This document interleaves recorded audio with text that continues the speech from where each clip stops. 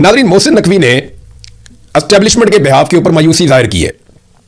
सादी बात यह है, मोहसिन नकवी नुमाइंदा है आसिम मुनीर का, और आसिम मुनीर के दिल के करीब अगर कोई एक आदमी है पूरे पाकिस्तान में जिस पे आसिम मुनीर का सबसे ज्यादा भरोसा है तो वो मोहसिन नकवी है। अब सबसे काबिल भरोसा आदमी है और वो गिले और शिकवे कर रहा है और इस तरह के जुमले बोल रहा है जो इस वक्त की हुकूमत को सूट नहीं करते, तो इसका मतलब क्या है?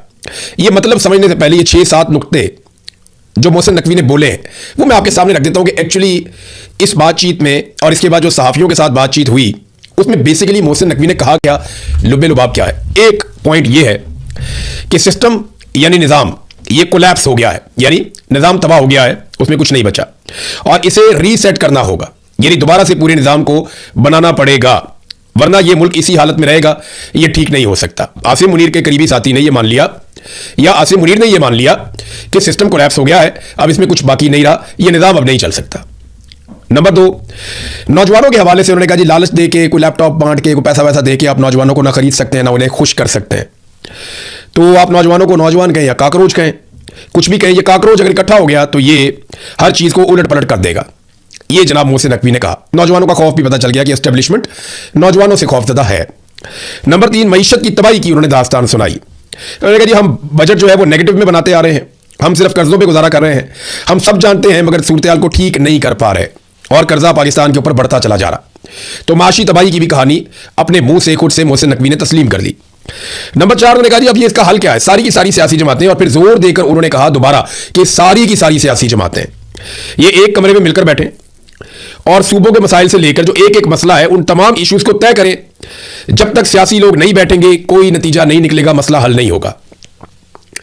यानी आसिम मुनीर का नुमाइंदा अब ये कह रहा है कि जनाब साढ़े ना रहना, एस्टेब्लिशमेंट कुछ नहीं कर सकती, जो करना है सियासतदानों ने करना है, बेड़ा गर्क भी सियासतदानों ने किया, ये डिलीवर भी नहीं कर पाए और यही सारा कुछ ठीक कर सकते हैं, हम ठीक नहीं कर सकते, हाथ खड़े कर दिए।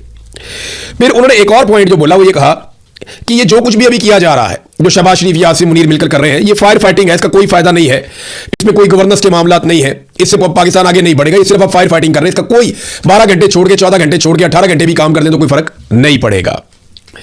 फिर एक और नुकता उन्होंने ये बयान किया कि ये वाला निजाम जो इस वक्त चल रहा है ये अगले 10 साल तक डिलीवर नहीं कर पाएगा। ये बात मैं आपको कितने सालों से कह रहा हूं, जब से इलेक्शन हुआ मैं तब से कह रहा हूं कि ये सिस्टम नहीं चलना। सवाल ही पैदा नहीं होता कि ये एस्टेब्लिशमेंट मिलकर इस मुल्क को या इस निजाम को चला पाए, इनसे चलना ही नहीं है, ये उल्टे लमक जाए, कुछ भी कर ले इनसे नहीं चलेगा। आज मोहसिन नकवी ने एतराफे जुर्म कर लिया, उसने कहा 10 साल भी ये निजाम काम नहीं कर सकता जब तक कि सारे लोग मिलकर नहीं बैठेंगे। और कई मरतबा मैंने आपको कहा कि सारे चोर डाकू इकट्ठे भी हो जाए ना और पाकिस्तान की फौज को सिर्फ उसके हलफ के ऊपर रोक दें कि आप बैरकों में वापस जाएं और अपने हलफ की पासदारी करें, मुल्क को हम संभाल लेंगे तो मुल्क बच जाएगा। आज यही बात आसिम मुनीर का नुमाइंदा भी कर रहा है। आगे ना उसी बात पे आगे चले। एक और उन्होंने जो इसमें स्टेटमेंट दिया, उन्होंने कहा फील्ड मार्शल 10 बार कह चुके हैं कि जमहूरियत डीरेल नहीं होगी, 5 साल पूरे करेगी हुकूमत। जमहूरियत तो डीरेल हो गई जिस दिन आपने पाकिस्तान में इलेक्शन चोरी कर दिया आसिम मुनीर साहब। जमहूरियत तो उस दिन डीरेल हो गई जब आपने सारे के सारे कवानीन ही तब्दील कर दिया, इनका हुलिया बिगाड़ दिया। जमहूरियत तो उस दिन डीरेल होगी जब आपने एक पॉलिटिकल पार्टी का इंतखाबी निशान छीन लिया, उसका झंडा उठाने पर पाबंदी लगा दी। जमहूरियत तो उस दिन डीरेल होगी जब आपने एक पॉलिटिकल लीडर की आवाज सुनवाने पर, उसकी शक्ल दिखाने पर आपने पाबंदी लगा दी। जमहूरियत तो उस दिन डीरेल होगी जब आपने जबरदस्ती इंसानों को जबरी तौर पर लापता किया और जब वो वापस आए तो वो अपनी पॉलिटिकल पार्टी को जिसके साथ जमहूरी वाबस्तगी थी वो उसको छोड़ चुके थे। तो जमहूरियत को डीरेल करने की हर कोशिश करने के बाद आसिम मुनीर का नुमाइंदा कहता है कि जमहूरियत को डीरेल नहीं होने देंगे, हुकूमत 5 साल पूरे करेगी। वो कैसे करेगी वो भी देखते हैं। एक और बात उन्होंने आसिम मुनीर का नाम लिए बगैर कही, उन्होंने कहा कि जो बात कही पहले मैं आपको एग्जैक्टली वैसे ही पढ़ के सुनाता हूं। सिर्फ नून लीग और पीपल्स पार्टी नहीं, मेरी जाती राय में पीटीआई को भी इस निजाम को बेहतर बनाने में इकट्ठा होना चाहिए। इमरान खान का फैसला अदालतें करेंगी, यह हुकूमत अपनी मुद्दत हर मुमकिन पूरी करेगी। मैं सदारती निजाम की बात भी नहीं कर रहा, यह मोहसिन नकवी ने सहाफियों से बातचीत में कहा। तो देखिए हुकूमत अपनी मुद्दत पूरी भी करेगी और यह निजाम 10 साल तक डिलीवर भी नहीं कर पाएगा और निजाम कोलैप्स भी हो गया है। सारे इकट्ठे होकर बैठो और पीटीआई को भी इकट्ठा करो और इमरान खान का फैसला अदालतें करेंगी। समझ आ रही है आपको? एक और स्टेटमेंट देखें। आसिम मुनीर का नाम लिए बगैर मोहसिन नकवी ने कहा कि एक बंदा सब कुछ लाकर प्लेट में रख रहा है, कोई रेड लाइन है जो वो शख्स क्रॉस नहीं करना चाहता। वो कहता है कि इसी सिस्टम में हो और ठीक हो, अब सबका फर्ज है कि मिलकर रीसेट करें। यानी सादी सादी बात है, ये मार्शल लॉ की धमकी है। मोहसिन नकवी ने कहा कि Asim Munir red line cross करके मार्शल लॉ नहीं लगाना चाहता, वो नहीं चाहता कि पाकिस्तान में सिस्टम डीरेल हो, लिहाजा यही सिस्टम काम करे और इसी के अंदर मामला ठीक हो जाए। ये आसिम मुनीर की ख्वाहिश है, ये मोहसिन नकवी ने कहा। बात सादी सादी तो ये है ना, और रेड लाइन क्रॉस नहीं कर रहे, तो वो जो रेड लाइन है वो तो क्रॉस हो चुकी है। जो मोहसिन नकवी कहता है कि एक बंदा रेड लाइन क्रॉस नहीं करना चाहता, वो रेड लाइन तो क्रॉस कर चुका है, आइन की शक्ल बिगाड़ दी, रेड लाइन क्रॉस हो गई। अदलिया और पार्लिमान को यरगमाल बनाकर एक्सटेंशन भी ले लिया और इस्तिस्ना भी ले लिया। रेड लाइन तो क्रॉस हो गई, पूरा का पूरा इलेक्शन चोरी कर दिया, रेड लाइन क्रॉस हो गई, इंसानी हकूक की धज्जियां उड़ा दी। यानी कोई एक पाकिस्तान के अंदर सरमायाकारी लाए हो ना, या स्टेबिलिटी लाए हो, कोई एक चीज कुछ भी आप लेकर नहीं आए। यानी सवाए डोनाल्ड ट्रंप का फेवरेट फील्ड मार्शल बनने के कोई और चीज या क्रेडिबिलिटी या सरमायाकारी वो पाकिस्तान में तो नहीं आई। पहले कहा जनाब के सैकड़ों अरब हम पाकिस्तान में लेकर आ रहे हैं, वो भी नहीं आए।